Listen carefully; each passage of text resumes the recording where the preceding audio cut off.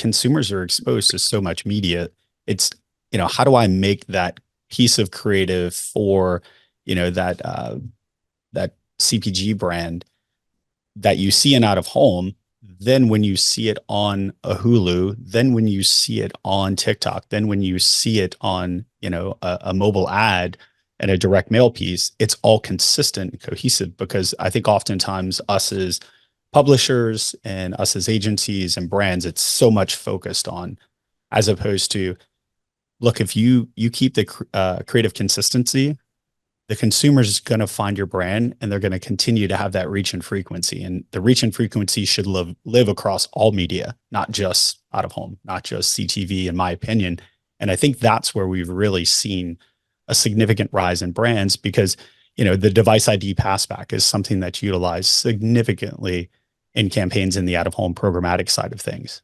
When we're working with a Trade Desk or DV, and we push back timestamps, and then their DMP has the ability to kind of capture those devices that are exposed and then retarget that consumer, whether it's later on in the day, whether it's a week from now. Like, that's really been the rise of programmatic, is I can capture so many devices. I can capture the attention of the consumer because the size of the screen, the number of vehicles, pedestrians that are walking past, and then now I can retarget them.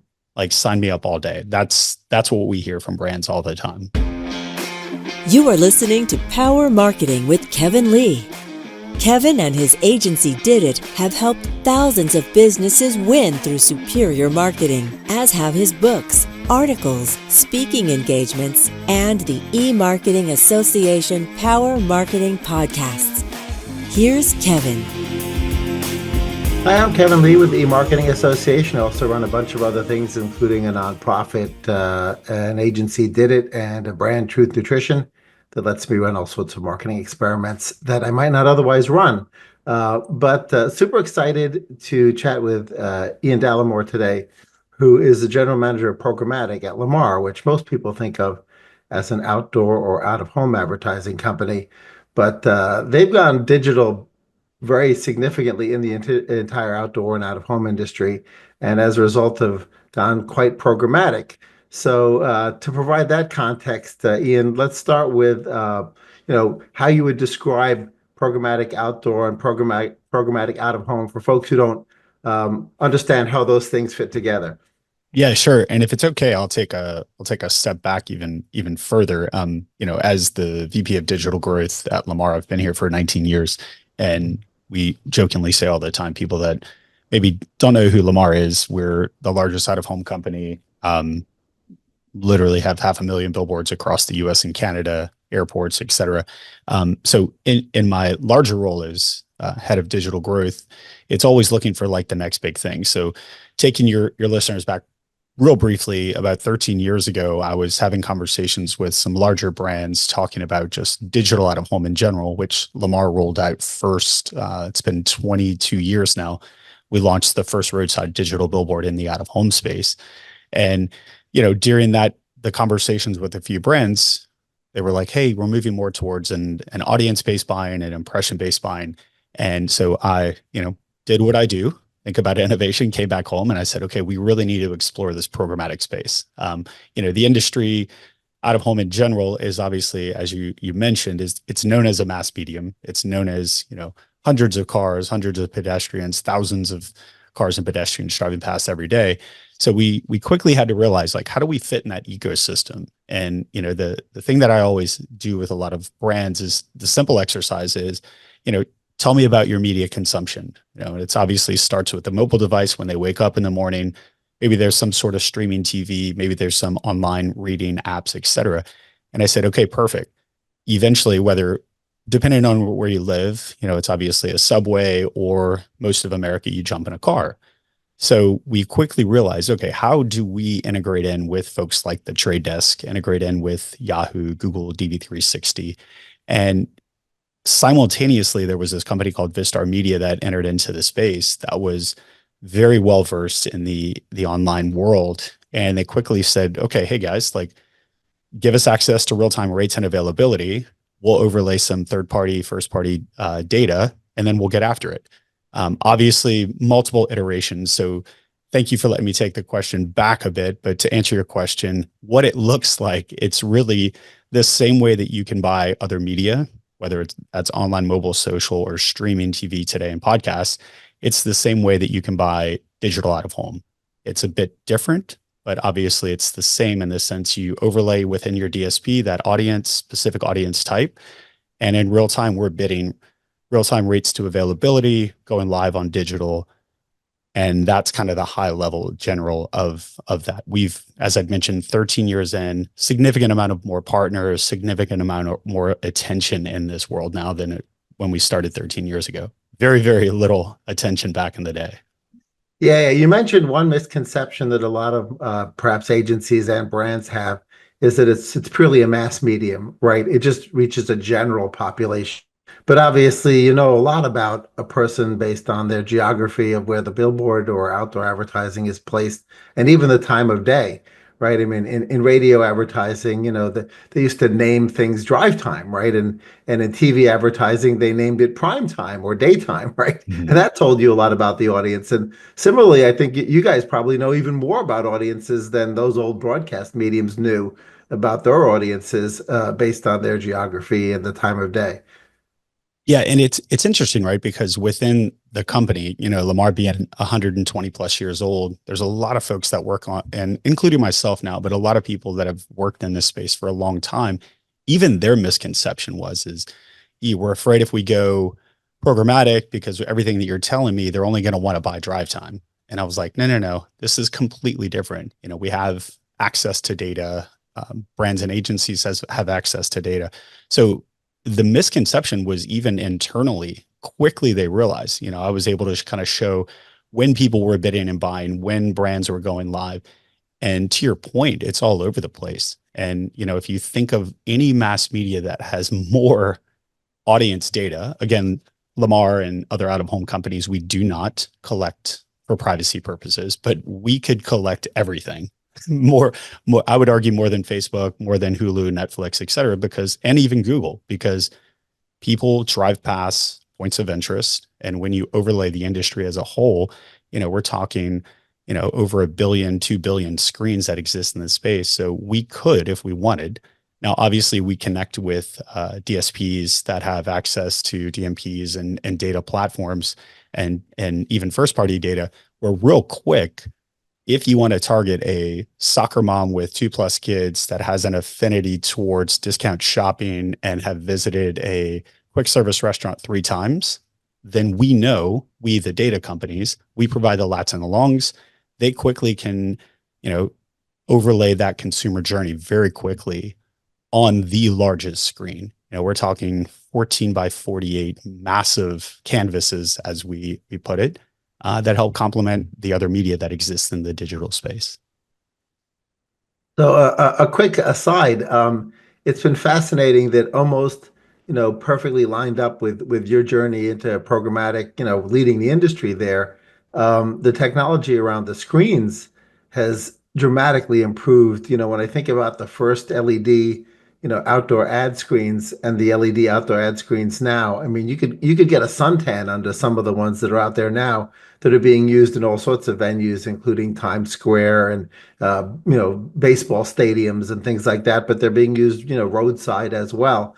And it just, that has really opened up, I think, creatively what you guys could do, right? Where if you used to think about an outdoor ad placement or a billboard ad placement as this static thing, which is like, Pedro says as you drive down I-95 towards Carolina, right? Which has been there probably for 50 years. Yeah. It's changed. It's given you a lot more opportunity to, give creative license to the advertiser as well. Are there some, what are the boundaries there? And what are some things that are going on in that area? Yeah, and great point. And that's, obviously that's the sweet spot in out of home in general. Obviously now, since we've evolved and static still plays a very significant, important role. But as you evolve the medium, which we've done over the years, you also obviously have the ability to be more creative. In the early days, it was all about multiple creative changes throughout the day, whether it's day partying for a specific restaurant, or even evolving into how do we ingest real-time data, 17 years ago, we started ingesting real-time weather data. The partnership with IBM Watson is huge. Our partnership with ESPN and other sports entities, we have the ability to trigger creative in real time, show real-time scores. We have partners that utilize IBM Watson for pollen. We have, RainX that triggers based off of when it rains. So it really intuitively out of home allows you not only to meet the consumer where their journey is, but more importantly, the most important thing in my mind is the psychographics of the weather. Is it hot out? Oh, wow. Hulu's telling me about this hot new Netflix or Hulu show that's out today. It's raining out. Hunter Boots is now telling me go buy Hunter Boots. It is the perfect mesh of data and creativity, and digital out of home in that aspect really allows it. And then when you overlay the evolution of programmatic, now you start to talk about, in the past, it was kind of, to your point, even digital before programmatic, it was very much like, okay, well, if it rains, play this creative. If it doesn't, let's have some general creative. Now we have that ability to, do you take a quick service restaurant that says, hey, if this NBA team wins, then I want to trigger free Frosties. If nothing happens, then nothing plays. So really allowing that technology to help only play campaigns and not have wasted impressions, where in the past, that was kind of the thought of out of home. Like, well, we can't utilize that medium because there's a significant amount of limitations, even on the digital side. That evolution has changed a lot. And then again, back to your point, it's just a massive roadside digital board that you can change out creative constantly, whether it's to inform or to delight the consumer, or even just surprise them with oh, wow, X is occurring right now, and that brand is talking to me that way. Right, right. Yeah, the other thing I really like about, the industry having gone programmatic is, there was concern about in highly trafficked areas about ad burnout, right? Creative burnout. Mhm. And because the person would see the same thing maybe for an entire month, or if they didn't bother to swap it out for 2 months or even longer. And so at a certain point, the agency or brand people would be like, oh, that's becoming invisible to the person, Mhm. right? It's become part of the landscape. And the fact that you can really sculpt the impressions, across all the various placements, but also keep that particular placement fresh, right? Just by rotating in stuff throughout the day, or at least on a day-to-day basis, I think it, really is sort of a win for everybody, because the consumer doesn't want to see the same thing, 40, 50 times a month, right? At a certain point, they got it. Right. Yeah, agreed. Yeah, and that's a great point because, oftentimes now the technology is so advanced, the data is so advanced. Oftentimes it's us pushing the agency and the brand, or typically it's the brand and the out of home, like a Lamar, that's pushing the agency and the creative agency to say, like, hey guys, use this more flexible, Right. because it is limitless. And I think the other point where you're kind of going with this is creativity and data and programmatic is, now the ability to measure in real time, just as online, mobile, and social has that ability to see how is a brand performing, are they clicking it, where do they go? That's a big part of us now. Is that's the next evolution over the last year and a half, 2 years, I would say, has been a big push for the out of home space, specifically at Lamar. Was like, okay, well, if these brands are going to buy programmatically, then intuitively, let's partner with the same data measurement partners. Let's see, of the consumers that are exposed to that ad, how many of those consumers then end up at a big box retailer, and then pass that data on. It's not, again, a click or a such thing like that, but it's still intuitively data where they can shift money in real time, whether they're moving money from TikTok to out of home, or they're moving money from out of home over. But it now allows us to kind of really fit in that ecosystem. And to your point about creative, is start to play with the creative side of it. We have the ability to overlay pixels within those exposed devices that are exposed to those billboards. They see a sunglass brand.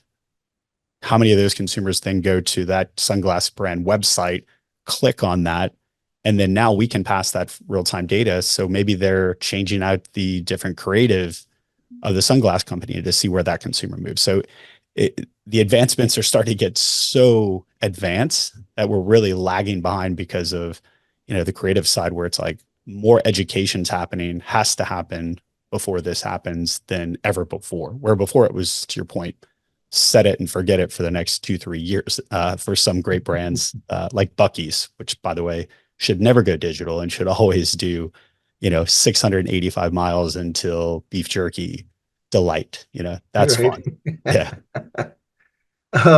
So now that you can customize, by placement or at least the technology exists to, break a campaign and do some location-based customization, is there sort of a sweet spot where it makes sense to sort of reference that geography or reference that location to sort of really make it seem apropos to the person seeing it, like, oh wow, yeah, I am at, this underpass of this railroad crossing, or I'm at this particular stop of a railroad or whatever it is, where it's extremely contextual based on where they are. Is there like a sweet spot where if there's not enough traffic at that location, it's not worth customizing, but if it's high traffic, then it is worth customizing?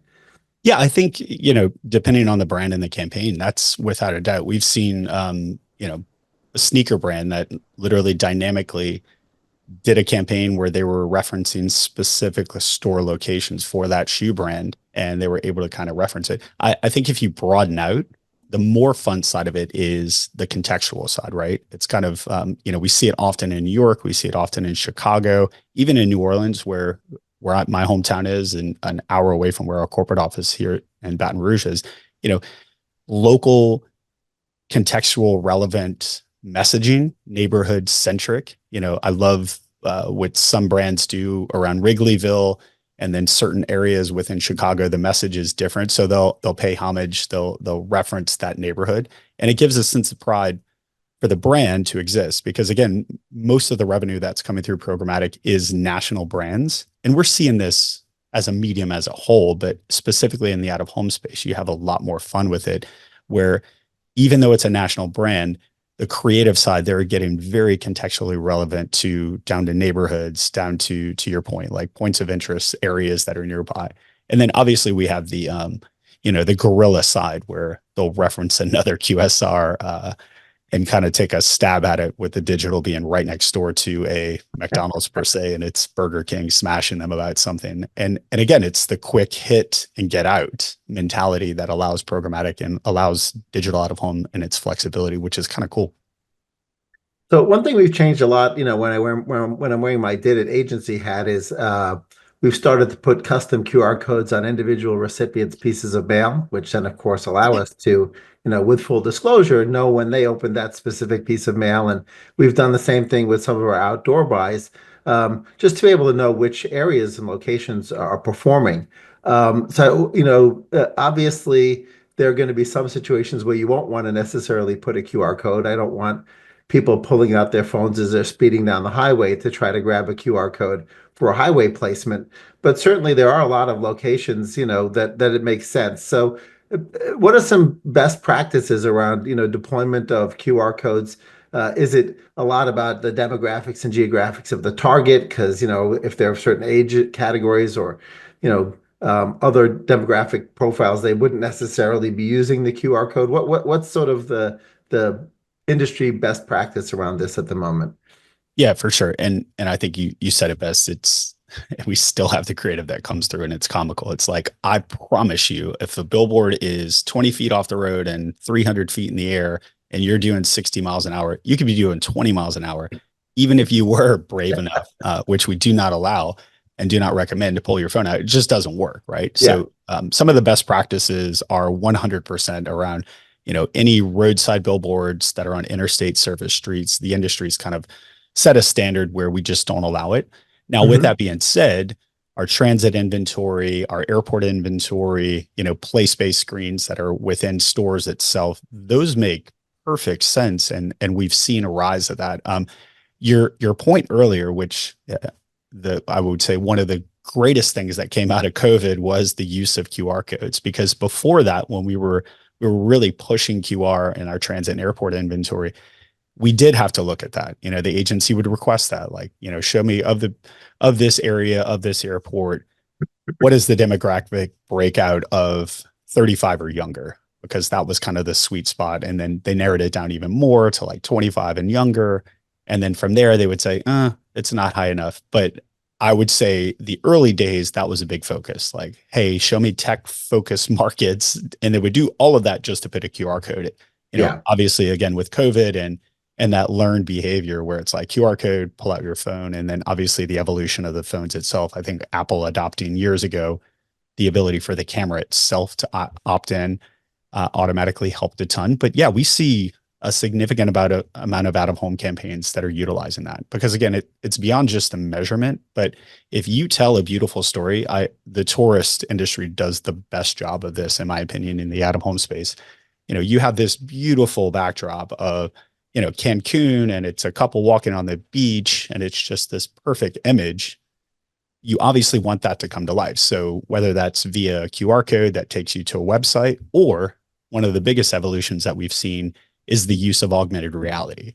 And whether that QR code exists or not, we've seen a lot of tourism brands and others that when you point that creative or point your phone towards that creative, it now comes to life and you can virtually walk on the beach and see what it looks like at that resort and maybe explore in a little bit deeper inside of one of the huts that they offer. And it really allows the consumer to kind of take control of the ad itself.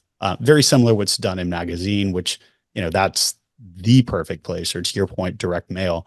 But yeah, there's certain places and times where the phone should be pulled out and you should be able to immerse yourself into that ad, which is kind of fun as well.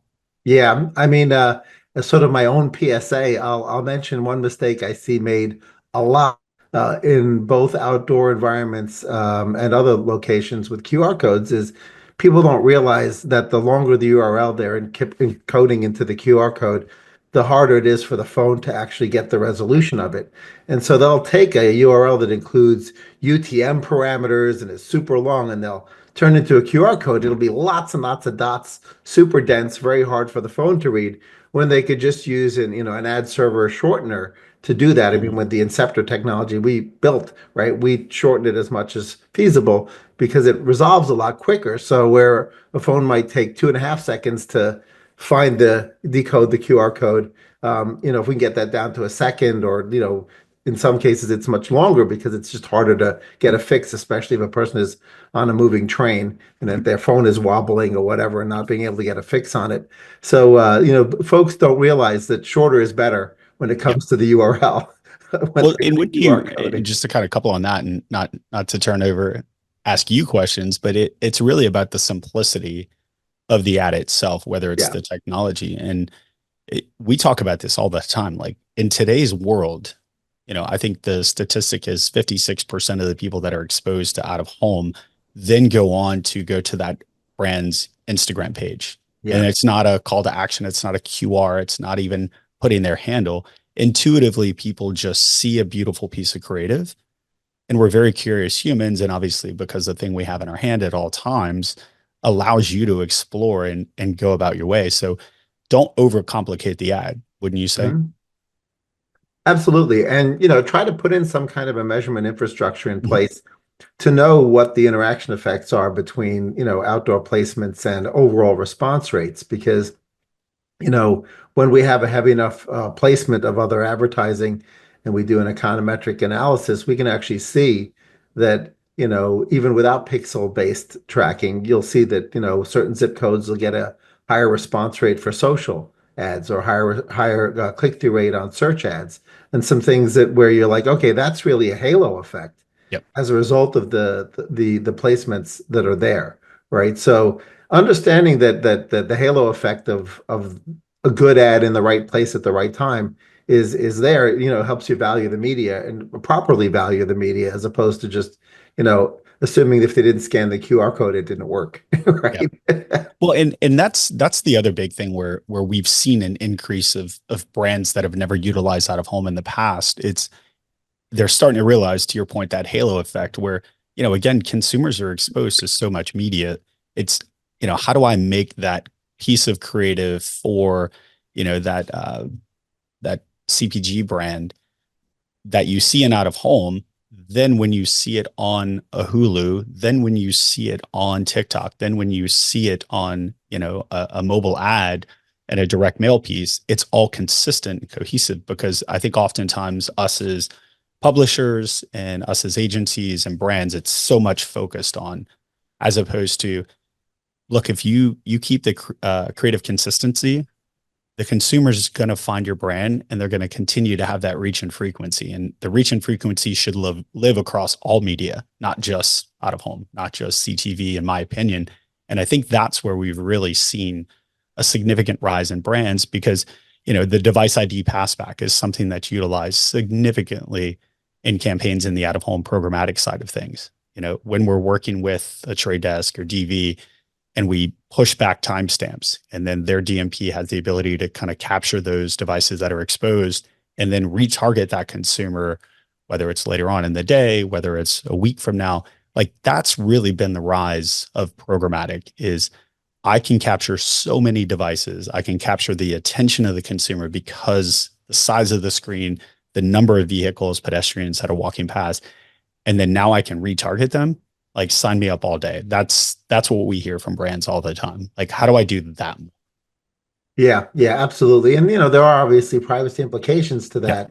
But as long as things or audiences are dealt with in sort of a group, custom Yep. audiences group, I think one can find, or the industry can certainly find, that happy medium between respecting folks' privacy and giving them the most relevant advertising, right? Because consumers also want relevant advertising. They don't want irrelevant advertising. And Yeah. part of the premise of programmatic, before it made its way to outdoor, was, hey, let's not show you ads that you don't care about. Let's show you more of the ones that you do.